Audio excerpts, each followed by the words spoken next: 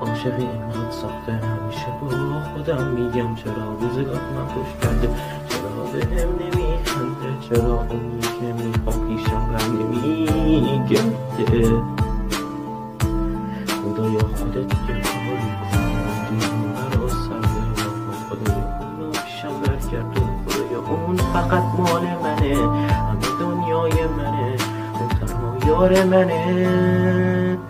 من میمونم با تو، بیا پیشم دیوونه، مشت من وا شده با تو، دستا تو دستام میمونه. کاشکی یکی باشه ما رو به هم دیگه برسونه، این شهری تو برا مثل زنونه، جای دنیا رو با تو میخوام بگردم دیوونه. یکی باشه تو به خونه برگردونه.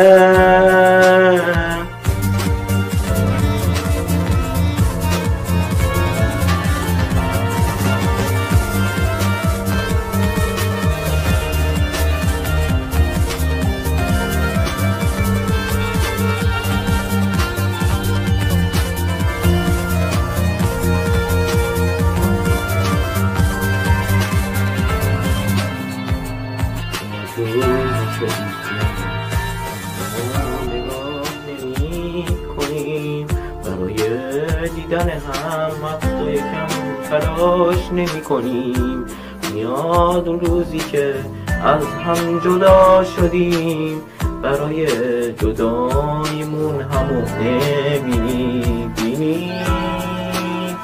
من میمونم با تو یا بیشم دیوونه، مشت من وا شده با تو، دستا تو دستام میمونه.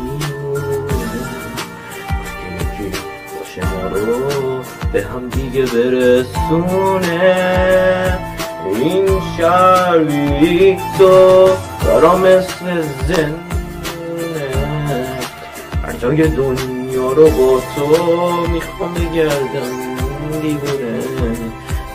یکی باشه تو برگردونه.